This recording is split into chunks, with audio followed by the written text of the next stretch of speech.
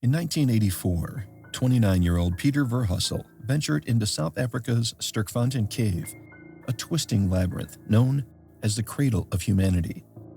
With two friends by his side, Peter navigated its narrow tunnels, but a single wrong turn plunged him into a living nightmare. Cold, lonely, disoriented, and running out of air, he panicked.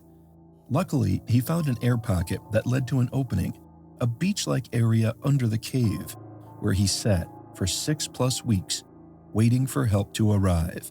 Just himself, the cave, and an eerie message he'd written in the sand. This is the tragic story of the Sterkfontein Cave incident. The Sterkfontein Caves, located near Johannesburg, South Africa, were opened to the public in 1900 after being discovered in the late 1890s. Early reports of fossilized bones in the area led to groundbreaking discoveries over the years, eventually proving prehistoric humans used the cave. Two monumental finds put the Sterkfontein Caves on the global map. Mrs. Plez, a fossilized Australopithecus skull discovered in 1947, and Littlefoot, a nearly complete Australopithecus skeleton over 3 million years old, unearthed in 1992. Together, these discoveries supported the theory that Africa is the cradle of humanity. Today, the Sterkfontein Caves are a popular destination for adventurers and scientists alike, drawing those who seek to explore its depths in hopes of making their own extraordinary discoveries. In September 1984, seasoned cave diver Nuno Gomes embarked on his own exploration of the caves. Nuno aimed to lay a permanent guideline to the Milner Hall Wet Cave area, a task he had completed twice before. Assisting him were Peter Verhulsel and Malcolm Keeping. The dive began smoothly as the team navigated the 396-foot distance through tight passages, reaching a small air pocket at the end of the main tunnel. The cramped space, just 3 feet wide, served as a brief sanctuary. As they retraced their path, the shallow 13-foot deep tunnel should have been a straightforward exit. However, Nuno felt a tug on his fin from Malcolm, signaling that Peter had fallen behind. Nuno turned back and spotted Peter's flashlight down a side tunnel. Annoyed but understanding, Nuno signaled for Peter to rejoin them, and they continued toward the exit. But, being the least experienced among them, Peter was also the most adventurous. He was curious to know what else the cave had to offer. So, near the final squeeze to the open lake room, Peter vanished. Again, he felt if they could easily set a guideline in that tunnel, then other parts of the cave wouldn't be so bad, right? When Nuno and Malcolm surfaced in the lake room, Peter was nowhere to be found. Concerned, they re-entered the tunnel and followed the guideline, searching side passages and familiar areas. Despite their efforts, Peter had disappeared without a trace. He was in a totally different unexplored passage, enjoying the first minutes of his exploration. But with time, he couldn't retrace his steps back to the safety guideline. Now lost in the labyrinth of tunnels, he became worried. The narrow passages offered no clear sense of direction, and his flashlight could only illuminate fragments of the path ahead. Each turn felt unfamiliar, and his movement stirred up silt from the sidewalls, clouding the water and further disturbing his visibility. After numerous attempts to retrace his route, Peter finally noticed the gleam of water surface above him. With a surge of hope, he ascended quickly and found himself in a small, air-filled room. For a moment, relief washed over him. He had found safety, air, and a chance to regroup. This hidden room was unlike anything anyone had seen, a place he imagined he could explore later with proper equipment and safety lines. But for now, he knew the protocol: stay put. With his flashlight, Peter scanned the chamber. Narrow passages branched off in multiple directions, tempting him with the promise of more discoveries, but he resisted. Instead, he aimed his light into the water, hoping it might catch the attention of Nuno and Malcolm if they swam into this section of the cave.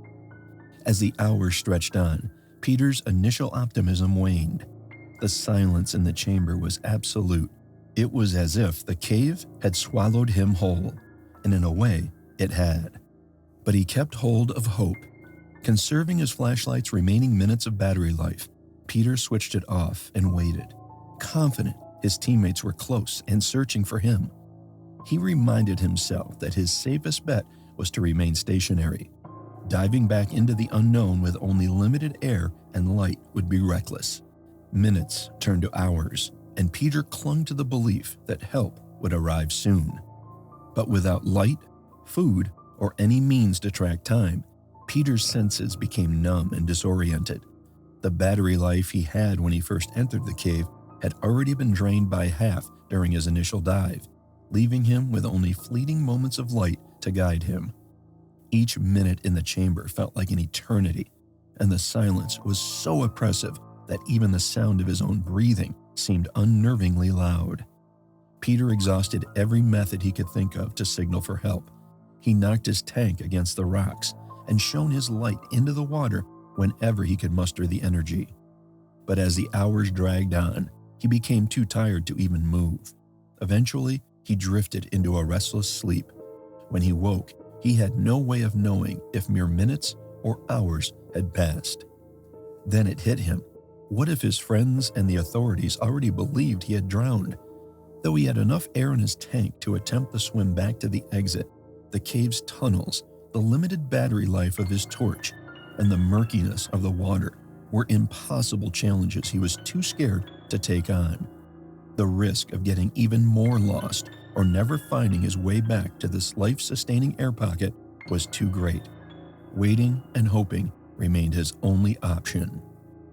Meanwhile, the moment they realized their friend was lost, Nuno and Malcolm scoured the cave, desperately searching for Peter.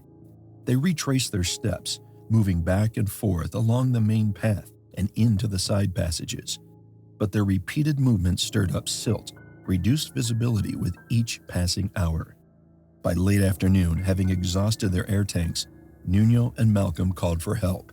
The local fire brigade arrived, but lacked the cave diving expertise required to navigate the tunnels.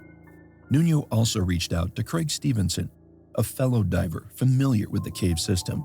When Craig arrived, he joined Nuno for another search attempt using fresh air cylinders. However, as evening fell, the police divers took over the operation. Exhausted and hypothermic after nearly 15 hours in the water, Nuno and Malcolm were forced to step back. At 2 a.m., the police halted the search for the night, acknowledging with pain that had shifted from a rescue mission to a body recovery operation. The following day, the police locked down the cave system, barring anyone from entering until the conditions improved. The authorities were confident that Peter had perished, and with limited resources, they decided not to return for a full week. But Peter was still very much alive. He was in bad shape, starving and mentally unstable due to being alone in the darkness for so long, but he still had fight and life in him. When the recovery team finally re-entered the caves, they scoured the main pathway and unexplored tunnels, searching the bottom of the passage for any sign of Peter's remains. But there was nothing.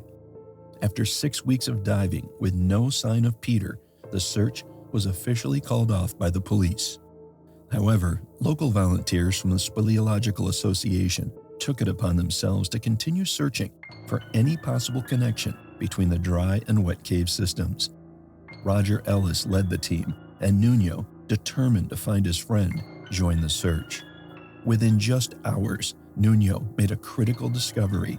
He found a breakthrough in the cave system, a watery surface connecting the dry caves to the flooded tunnels.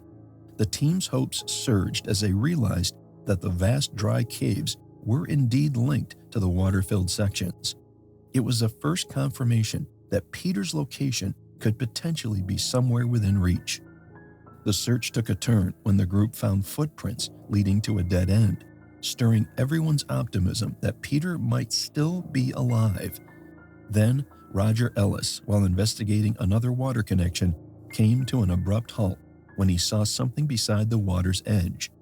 It was Peter's body, emaciated and barely recognizable. The body revealed a haunting truth. Peter had survived for an astonishing 3 weeks alone in the darkness, having fought to the very limits of the human body. The discovery of his body was a mix of shock and relief. Despite enduring starvation and losing several pounds, Peter had somehow held on, his facial hair now grown, and there beside him was a message etched into the rock. "I love you, Cheryl and Ma." The emotion captured in those words added another layer of tragedy to the loss. The biggest question that loomed over the search was whether Peter could have been saved had the dry caves remained open, allowing the searchers to locate him sooner. It was revealed that divers had been searching just a few feet from his final location, but Peter had no way to signal for help. Peter's autopsy confirmed the heartbreaking truth. He had died of starvation after weeks of isolation. His tragic fate was a crushing blow for Nuno, who had tirelessly worked to bring his friend home. Despite the outcome, Nuno continued to honor Peter's memory, going on to set several diving records and penning a book that recounted his adventures, including the harrowing tale of Peter's death in the cave at Sterkfontein. What are your thoughts about this tragic story? Let us know in the comments below, and don't forget to like and subscribe for more.